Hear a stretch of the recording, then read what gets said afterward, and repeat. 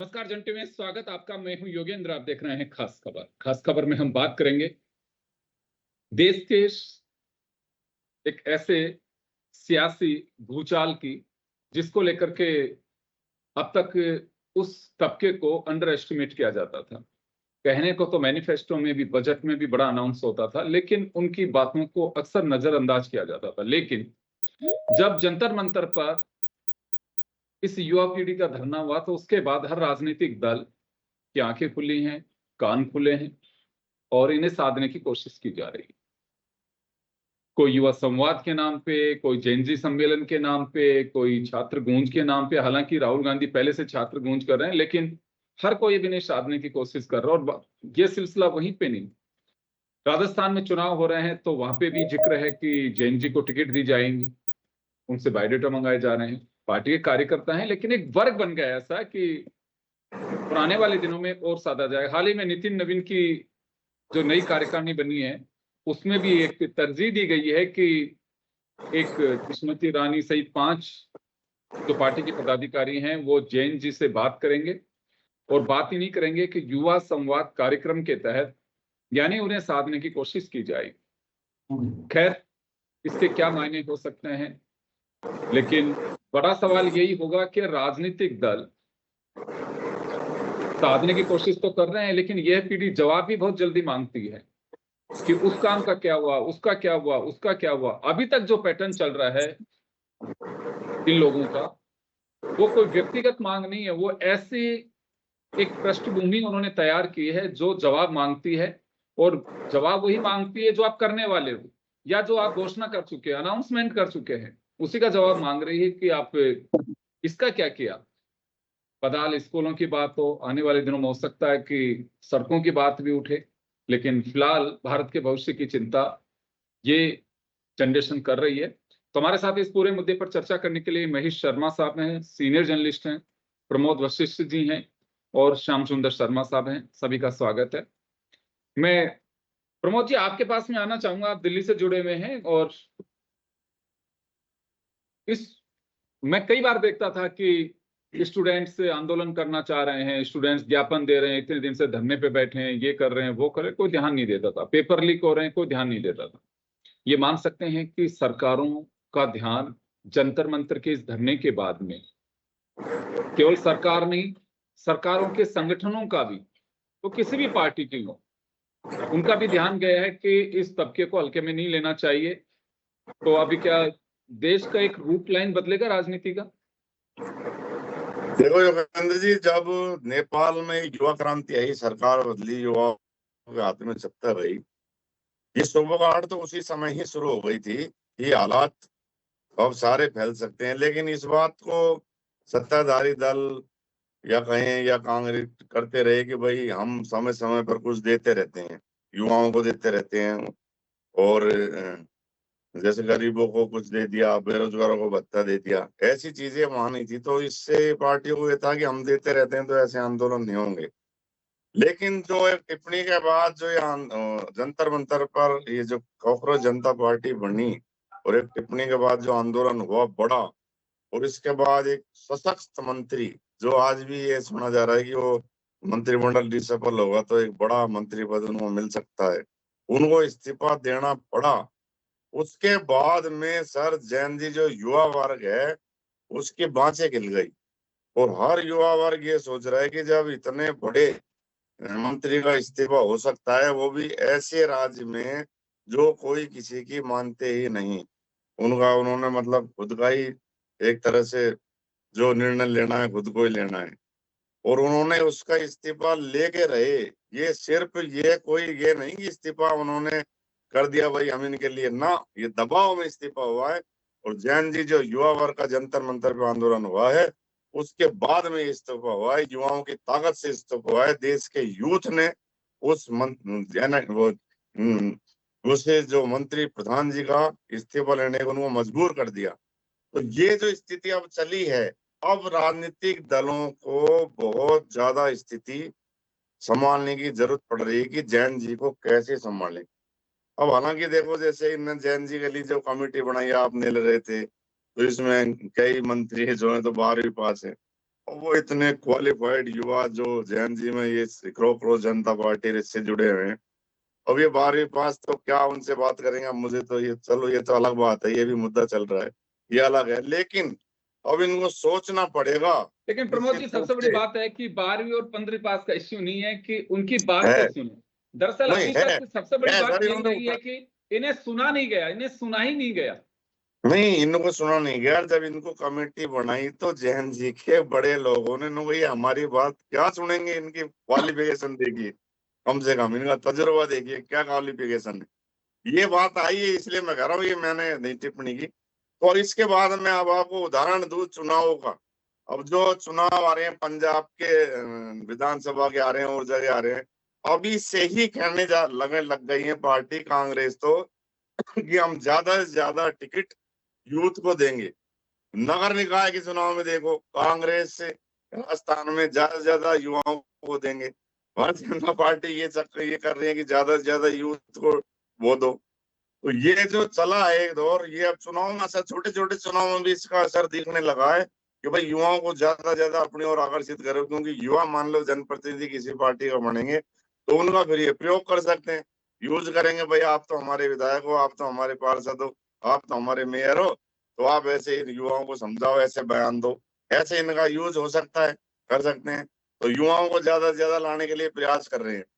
तो ये, और इसमें ये भी चला है बड़ा जबरदस्त तरीके से कि अब जो सीट है, मान लो आरक्षित सीट तो आरक्षित को रिजर्व है ही, लेकिन युवा भी वो हो, जनरल सीट पे अगर अन्य कास्ट का ना हो आरक्षण वाला युवा, उस पे अनारक्षित सीट पे ना हो, सामान्य वर्ग की सीट पे सामान्य वर्ग के यूथ को ही दो।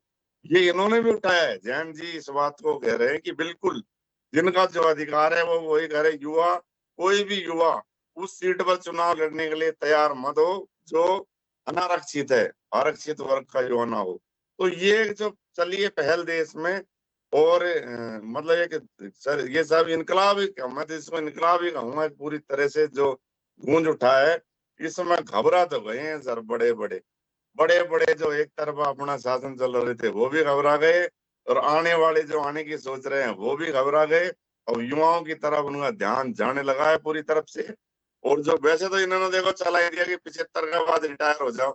अब ये बात अलग है कि जो नियम बना है वो खुद ना हो, ये तो एक अलग पहलू है।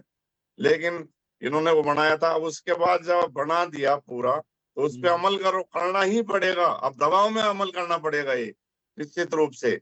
और जो इन राज्यों में तो अभी से जो पर्यवेक्षक जा रहे हैं, वो उनको एक विशेष बताया गया है कि आप जिस राज्य में पर्यवेक्षक रूप में जाएं, उसमें 2 वो बनाएं, वो कॉपी। एक में यूथ कौन हो सकता है, कितने यूथ हैं, किस उसमें क्या स्थिति है उनकी, हमारी पार्टी में कितनी यूथ है। उनको एक फॉर्मेट बना के दिया जा रहा है पूरा कि आप यूथ के बारे में वहां लें कि हमारे कितने यूथ हैं, कितने पदाधिकारी हैं, कितने प्रतिनिधि हैं, पार्षद से लेके ऊपर तक, सांसद तक, क्या उम्र है, जी एज दर्ज करने का एक कॉलम बन गया बाकायदा। तो ये जी, अब ये जो आप सही आपने कह जो रहे हैं, सही कहा, सही कह रहे हैं, आप सही कह रहे हैं कि राजनीतिक दल अब फोकस करने लगे हैं, क्योंकि जो बदलाव देखा जा रहा है कि उन्होंने अपने माध्यम से, मैंने ये देखा कि इस आंदोलन के बाद में, इतने आंदोलन अब राज्यों में नहीं थे, लेकिन देखिए पिछले दिनों झारखंड में हुआ, झारखंड में सरकार को झुकने के लिए मजबूर कर दिया। उसके बाद जब हम चर्चा कर रहे हैं उसके कुछ घंटे पहले ही पटना में इस तरह की स्थिति बनी।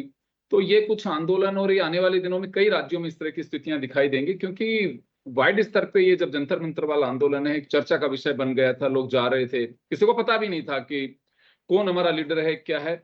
ये ऐसा लग रहा था कि लोगों में एक ऐसी स्थिति है कि वो कुछ आना चाहते हैं बाहर अपनी बात कहने के लिए, लेकिन आ नहीं पा रहे थे। मैं महेश जी का रुख करना चाहूंगा।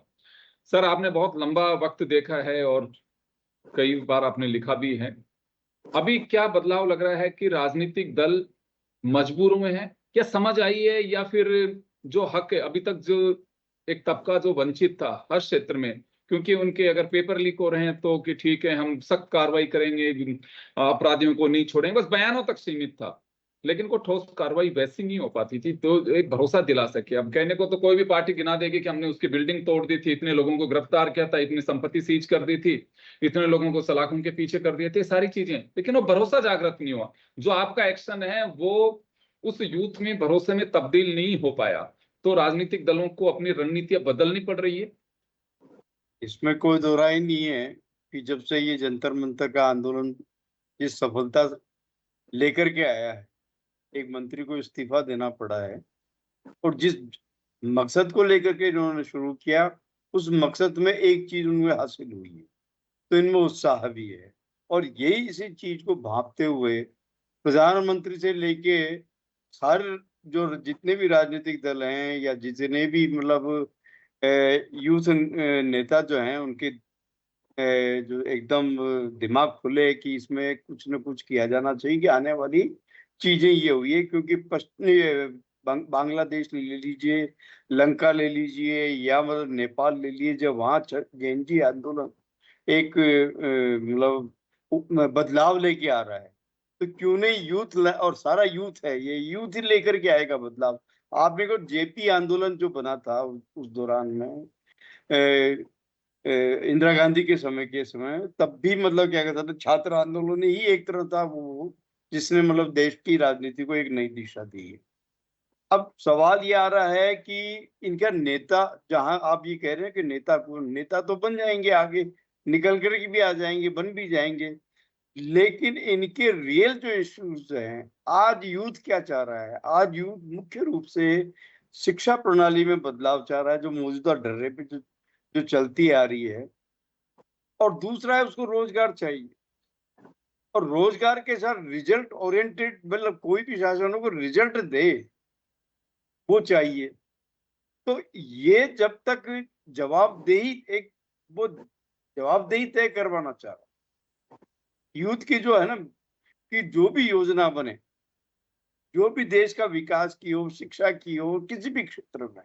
अब आप ये बताइएगा कि ये जो चीज पहले जो जो जो पहला जो आंदोलन था वो शिक्षा की, भैया बार बार में पेपर लीक हुआ होना, दोबारा परीक्षा करवाना, उनका आप सफलता पूर्वक दूसरी बार भी उन्होंने करवा ली, सरकार ने दूसरी परीक्षा करवा ली, उसके नतीजे भी घोषित कर दिए। लेकिन वो यूथ ने क्या करी, ये प्रवृत्ति पेपर लीक की बंद होनी चाहिए। प्रश्न किसी न किसी बहाने, कभी कोर्ट के बहाने, कभी किसके बहाने, कभी क्या करने, किसी की न किसी आधार, जैसे कि आपने ये वो क्या झारखंड वाला मामला है कि एक तरफ से तो छात्रों की मांग मान लिए, लेकिन तुरंत मतलब क्या कहता ना, अदालतों का से तो स्टे लग गया। तो ये जो फ्रस्ट्रेशन आता है ना यूथ में, यूथ चाह रहा है कि हमारी जो भी मुद्दे हैं पढ़ाई के, लिखाई के, नौकरियों के, और ये चीजें दूर होनी चाहिए। अब आप ये देखिए, बीच बीच में ये एथेनॉल की बात करने लगे हैं। अब ये जो 5 सितंबर का जो दे रहे हैं अल्टीमेटम, उसमें ये है कि जो पुलिस कार्रवाई हुई है, आपने आश्वासन दे दिया या मुआवजे की जो घोषणा की है, इम्प्लीमेंट नहीं किया। तो ये चाह रहे हैं कि नई जो पीढ़ी है वो इम्प्लीमेंटेशन भी होता हुआ देखना चाहते। मतलब अभी तक हम जो भी आंदोलन रहे हैं या पिछली सरकारों का अगर ये देखें, अभी तक के आंदोलन हुए, आश्वासन हुए, लेकिन इम्प्लीमेंटेशन में नहीं, उन्हें कन्वर्ट नहीं कर पाया। तो आज जो इस आंदोलन का स्वरूप है और जो जवाबदेही है वो यूथ तय करना चाह रहे हैं। यही कारण है कि आज सभी दल इस यूथ फोर्स को, ऐसा तो है नहीं कि मतलब बिल्कुल सारा का सारी मतलब विपक्षी विचारधारा वाले ये मतलब यूथ है, यूथ में वो समर्थक भी होंगे और सब भी होंगे, लेकिन वो चाह रहे हैं कि जवाबदेही तय हो। और यही एक कारण है कि सभी राजनीतिक दलों ने ये सोचा कि इस पीढ़ी को साथ लेके चलना पड़ेगा। हमारी पीढ़ी काम नहीं करेगी, जिस राज में ये जिएंगे, ये वाली जो पीढ़ी है वो मतलब क्या कहते हैं ना, उनके लिए एक नया एक माहौल बनेगा, राजनीति का स्वरूप बदलेगा, और इसके अलावा उनके जो टारगेट होंगे या उनका जो लक्ष्य होगा वो अचीव करना पड़ेगा। अब आश्वासनों से शासन नहीं चलेगा, अब तो काम करके दिखाओ। तो इसके लिए सारे दल अपने अपने जेएनजी में जो ढूंढ रहे हैं कि जेएनजी ने में उनको नेतृत्व दें, चाहे आपके यहाँ राजस्थान में भी दोनों पार्टियां कांग्रेस और बीजेपी के साथ ये जैन जी के भी हम उनका प्रतिनिधित्व देंगे, लेकिन ये बात सिलसिला नहीं चलेगा। वो ये चाह रहा है कि जवाबदेही तय हो और रिजल्ट जो है, रिजल्ट और जवाबदेही, परिणाम और उसका मतलब क्या कहता है ना, जवाबदेही निश्चित, किसी भी काम की हो जवाबदेही निश्चित है। जी बिल्कुल आपने सही कहा, क्योंकि ढुलमुल रवैया नहीं चाहिए इस पीढ़ी को। जो करना है अब सामने बताइए, और कितने दिन में करेंगे, करेंगे कि नहीं करेंगे। अब लेकिन साधने की बात है। श्याम जी आपके पास में आना चाहूंगा। डिमांड्स हैं, उनके आश्वासन भी हैं, सारी बातें हैं, लेकिन राजनीतिक दल इन्हें साधने की कोशिश कर रहे हैं। तो राजनीतिक दलों का एक सगुपा रहा है कि आप केवल बस दिलाते रहो, उन्हें भरोसा नहीं दिलासे कि हाँ बिल्कुल ये कर देंगे, आश्वासन देते रहो कि हाँ ये कर देंगे वो कर देंगे। ये पीढ़ी थोड़ा सा राजनीतिक दलों को उस ढांचे में ढालने की कोशिश कर रही है कि केवल बस केवल बयानबाजी या फिर केवल आप कहें कि वादे नहीं, उनको आप मजबूती से लागू करने में भी अब तब्दील करिए। तो ये एक हमारी जो सरकारों की सोच है उसमें भी थोड़ा बदलाव आएगा। कई ऐसे उदाहरण हैं, अभी चलिए सरकार ने पास भी कर दिए थे, सारे पैसे भी हो गए, सब कुछ हो गए। जयपुर का ही घटनाक्रम है, पैसे स्वीकृत थे, सब कुछ था, लेकिन अगले दिन से एक्शन में आई, उस स्कूल को की बिल्डिंग को भी ध्वस्त किया गया, उसके बाद में पैसा भी रिलीज हो गया। ये काम पहले भी हो सकता था। देखिए योगेंद्र जी, जिस प्रकार का माहौल राजनीतिक परिप्रेक्ष्य में युवाओं के प्रति रुझान बढ़ रहा है जो राजनीतिक दलों का, उसका ऐसा नहीं कि केवल अब आंदोलन से बढ़ रहा है, लेकिन अगर 15 साल से 24 साल के युवा 25 करोड़ 7 लाख हैं, 25 करोड़ 7 लाख युवा हैं आपके पास वोटर, तो राजनीतिक परिप्रेक्ष्य में परिदृश्य को बदलने का काम कर सकते हैं। इसलिए चिंता का विषय सत्ताधारी पार्टी के पास या कांग्रेस के सामने या बाकी के दलों के सामने है कि इनके वोटर्स को किस प्रकार से अपने पक्ष में किया जाए। अब देखिए 7 राज्यों के चुनाव होने, और 7 राज्यों के चुनाव होने तो देखिएगा कि वहां 940 सीटें हैं विधानसभा की, जिसमें से 257 सीटें ऐसी हैं जो कि, और 27% सीटें भी ऐसी हैं जो कि 5% के मतदाता से इधर उधर हो जाता है रिजल्ट। अगर 5% मतदाता आपके पक्ष में चला जाएगा तो आप जीत जाओगे, और विपक्ष चला जाएगा तो हार जाओगे। तो ऐसी स्थिति में युवाओं को रुझाने के लिए आप बताइए कि यूपी में अगर कहें 28 करोड़ युवा है, 21% मतदाता है। गुजरात में 10 करोड़ है, 23% मतदाता है। पंजाब में 46 लाख है, 21% मतदाता है। उत्तराखंड में 15.8 लाख है, 22% मतदाता है। और हिमाचल में 12,50,000 है जो 22% है। मणिपुर में 4 लाख यानी कि 20% से 20% से ऊपर है किसी राज्य की हम बात करें तो आप बताइए कि अगर इतनी बड़ी संख्या में युवा है और युवाओं को अपने पक्ष में नहीं लोगे तो आप आने वाले समय में राजनीतिक भविष्य किस प्रकार से तय होगा। तो ये तो तय इसलिए कर रहे हैं, ये घबराए हुए इसलिए हैं। अब आप देखिएगा कि राजस्थान की बात करें, राजस्थान में भी जिस प्रकार 2.40 करोड़ 2 करोड़ 40 लाख युवा मतदाता है जो 18 से 35 साल के हैं। और यही कारण है कि कांग्रेस कह रही 60% युवाओं को देंगे सीट, भाजपा भी मानने लगी 50% दो।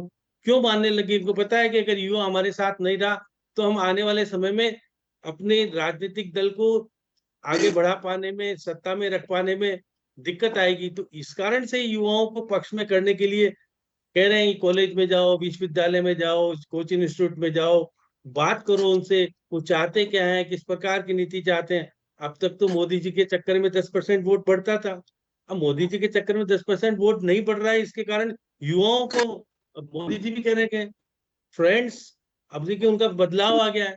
कॉकरोच पार्टी का आंदोलन हुआ था 20 जून से 25 जुलाई तक, उसमें उनके साथ जो कुछ घटना देखी, सही बात है शिक्षा मंत्री जी का इस्तीफा लिया गया, वो तो ये कारण बताया गया भाई दिया गया है, दिया नहीं।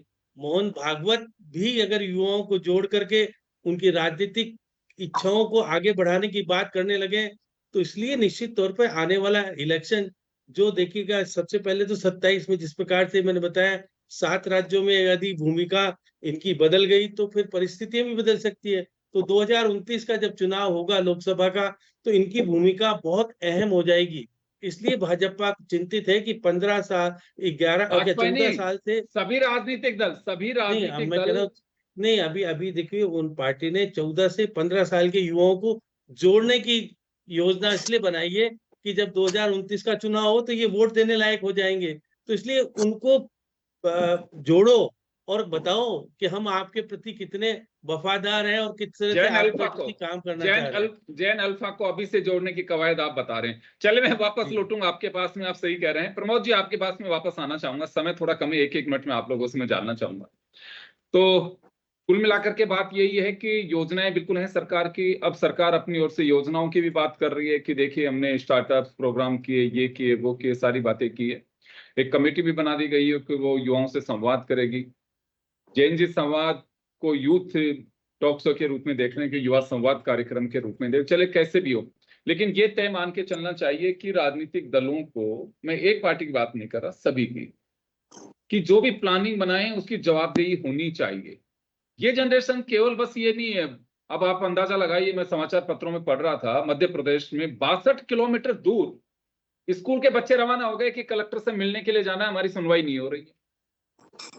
तो इसका मतलब यह है कि लोग चाहते तो बहुत कुछ है करना, नेतृत्व नहीं मिल पा रहा था, कोई दिशा नहीं मिल पा रही थी। तो जंतर मंतर ने, ये कह सकता हूं आपको कि एक अंदर से जो आपके एक दबी हुई बात थी कि यार छोड़िए, वो छोड़ने की आदत पे मुझे लगता है कि वो शायद अब साइड में कर रहे हैं लोग, कि अगर अपनी बात कहनी है तो मुखर होना ही पड़ेगा। मैं देख रहा हूँ कि कई छोटे छोटे से बच्चे स्कूलों में, मेरे गांव के पास में, थानागाजी के पास में, स्कूल की बच्चियां जब वो पट्टी टूटी और स्कूल की स्थिति बनी तो प्रिंसिपल को घेर के खड़ी हो गई। तो ये सब बातें अब धीरे धीरे जंतर मंतर ने जागृत कर दिया। तो उसी का एहसास होने लगा राजनीतिक दलों को भी, इस वजह से डायलॉग बढ़ाने की कोशिश कर रहे हैं। देखो योगेंद्र जी, ये बिल्कुल आपने सही कहा है कि ये जोश जो है जंतर मंतर अब दिल्ली में नहीं होगा, हर जिले में, या मैं तो ये कहूंगा कस्बे कस्बे में जंतर मंतर नजर आएगा आपको। हालात ये हो जाने हैं अगर ये, और राजनीतिक दल अभी ये कमेटियां बनाना, ये बनाना, ये युवाओं को बरगला नहीं सकते। और मैं आपको एक बड़ी बात और बता दूं, ये जैन जी जंतर मंतर पर जो युवा हैं, ये युवा नहीं, जो राजनीतिक दलों में जो युवा हैं उनकी भुजाएं फड़कने लगी हैं। ये अब काम हो, अब यूथ जाग उठा है, उनकी भुजाएं भी भड़क रही है। अब आप प्रैक्टिकल में सामने आ नहीं रहे, 82 साल के बुढ़े राष्ट्रीय अध्यक्ष बने हुए हैं और वह इतने इतने साल के आप उसमें भेज रहे हो राज्यसभा में। तो इसमें प्रैक्टिकल दिखाओ, सही दिखे तो सही। बीजेपी भारतीय जनता पार्टी का देखो, मैं ये मानूंगा, इन्होंने जो मुख्यमंत्री बनाए कम उम्र के बनाए, अभी इन्होंने राष्ट्रीय अध्यक्ष बनाए कम उम्र की। ये पॉलिसी सारी पार्टियों में होनी चाहिए। आप कहेंगे 80 साल 82 साल चलने दो जी, चलने दो जी, अब इनको खुद ही रिटायरमेंट हो जाना चाहिए, नहीं तो युवा इनको बेइज्जत करके इनको जाना ही पड़ेगा। और आंदोलन तो आप आगे आगे देखना, आज जरा सी बात पे आपको नहीं 100 युवा इकट्ठे हो जाएं, कस्बे में भी जिले में भी, हर जगह ये अब युवा जाग उठा है। और राजनीतिक दल की जो इनका साथ देंगे कि हमको भी अधिकार दो। अभी आगे आगे देखो राजनीतिक दलों में विद्रोह शुरू होना है, इतना % युवाओं का आता है, इतना दो, देख लेना अभी। जी सर, बिल्कुल आप सही कह रहे हैं। आने वाली सिचुएशन से आपने अवगत कराया है। मैं महेश जी के पास में जाना चाहूंगा। महेश जी, बात हम जैन जी कोई एक प्राइवेट ऑर्गेनाइजेशन या तबका नहीं है, ये तो एक जनरेशन जो है, अब उसके नीचे की अल्फा जो आ रही है वो, तो जंतर मंतर ने बहुत कुछ जागृत कर दिया। अभी मैं, प्रमोद जी तो एक बहुत बड़ी बात कर रहे हैं कि ये आप जंतर मंतर और ये गैर राजनीतिक दलों से जो लोग जुड़े हुए हैं, बच्चे हैं, स्टूडेंट्स हैं, प्रोफेशनल्स हैं, उनको आप छोड़िए। अब राजनीतिक दलों में भी थोड़ा सा अंदर से लोगों को एहसास होने लगा कि अगर आज हम नहीं बोलेंगे तो कल के लिए फिर हम खुद को माफ नहीं कर पाएंगे। तो ये स्थितियां बन सकती हैं, ऐसा हो सकता है। निश्चित रूप से। अब मैं बता रहा हूँ कि जो राजनीति जिस तरह से अलग अलग फेज में आती है, जो कभी मंदिर की, कभी कमंडल की, कभी कैसी जो चीजें हैं, आपने देखा होगा कि ये आंदोलन की जो जैन जी जो कर रहा है, तो उससे पहले आरक्षण के खिलाफ मतलब आंदोलन की एक धरना प्रदर्शन हो चुका है अभी एक। मतलब जो बुनियादी जो इश्यूज हैं, उस बुनियादी इश्यूज को लेकर के अब यूथ आगे बढ़ रहा है। क्योंकि हर आदमी हर चीज से अति से प्रभावित हो चुका है। और नई पीढ़ी को चूंकि देश को संभालना है, देश को आगे बढ़ाना है, आप मोदी जी को जब तक वो हैं तब तक उनको संभालना है, लेकिन उसके आगे शून्य आ जाएगा तो उसके लिए यहाँ एक चीज कहना चाहूंगा, परंपरागत एक चीज कोट करना चाहूंगा। जब हम चर्चा कर रहे हैं उसके कुछ घंटे पहले ही एक बयान काफी हाईलाइट हुआ नितिन गडकरी का। उन्होंने कहा कि अब नयों को अवसर देना चाहिए। उन्हें किसी चीज का एहसास है, अपना एक्सपीरियंस है, या फिर उनको लगता है कि राजनीति में एक उम्र तो सेट करनी पड़ेगी जाने के लिए? जैसे आप ये जैसे बीजेपी का भी अगर उदाहरण लें हम, तो उन्होंने तय की हुई है 75 साल से ज्यादा नहीं हो, ये पहले का उनका पैमाना है। तो ऐसी सूरत में वो जो भी है, जैसे उसकी उम्र की हिसाब से भी है, तो कहीं ना कहीं एक तो फिक्स करना पड़ेगा, और दूसरा नया जो जमाना है आज की तारीख में आज जो पीढ़ी है वो आने वाली पीढ़ी की जो आवश्यकताएं हैं और उनकी जरूरतें होंगी, आगे संभावनाएं होंगी, उनका मतलब इतना जल्दी से आकलन नहीं कर सकती। उनके मुद्दे अलग अलग हो सकते हैं, मुद्दे होंगे अलग अलग, बनेंगे समय के हिसाब से, परिस्थितियों के हिसाब से। अब इतना यूथ जो है, एक यूथ जो है आज की तारीख में परंपरागत राजनीति के अलावा भी वो मंदिर मस्जिद के बजाय मतलब क्या कहते हैं, वो चाहेगा कि रोजगार रोजगार दीजिए, रोजगार दीजिए, रोजगार शिक्षा में परिवर्तन आना चाहिए। चलिए, मैं एक छोटा सा सवाल मैं श्याम जी आपके पास में आना चाहूंगा। देखिए, मुद्दे बहुत सारे हैं देश में, लेकिन मुद्दे जो राजनीतिक दल करते हैं उनके लिए मुद्दे हैं, लेकिन जनता के नजर में बहुत सारे ऐसे मुद्दे हैं जो गैर जरूरी हैं, केवल एक दूसरे को बस यूं कहूंगा कि बस छीटा कसी टाइप में, उसको जनता से कोई सरोकार नहीं है। मुद्दा रोजगार है, महंगाई है, आपकी सड़कें हैं, अब आपकी शिक्षा प्रणाली है, बिजली है, पानी है, सड़क है। इन मुद्दों की ज्यादा चर्चा नहीं करते हैं, मुद्दे दूसरे हैं। तो ये जो जनरेशन नई वाली है ये कहती भी यही है कि आप मुद्दों पे ही चर्चा करिए।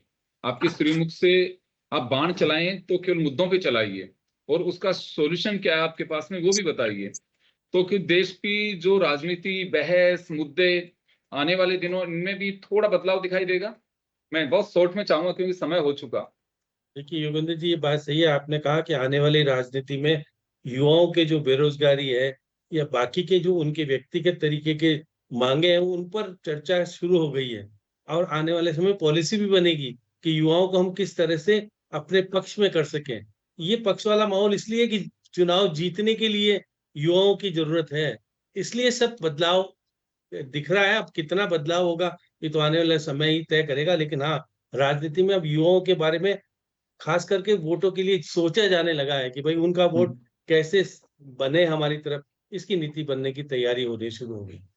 जी बिल्कुल, चाहे तीसरे हिस्से का वोट हो या वोटर हो, जेन जी, अल्फा, लेकिन बड़ी बात यह है कि ये वो मतदाता हैं जो दिशा बदल सकते हैं सियासत की। उसकी वजह है पेरेंट्स से कहने से बेशक बच्चा वोट ना दे, लेकिन बच्चे अगर जिद करेंगे तो पेरेंट्स को वोट देना पड़ेगा। मैं ऐसे राजस्थान के कई विधानसभाओं के उदाहरण दे सकता हूं कि वो जाति धर्म सबसे हट करके कि नहीं हम तो इनके साथ में इन्हीं को वोट डाले हैं, तो पेरेंट्स जो वर्षों से एक पार्टी से जुड़े रहे हैं उनको वोट में बंधन में बंधे मानते थे, सबको हटवा दिया।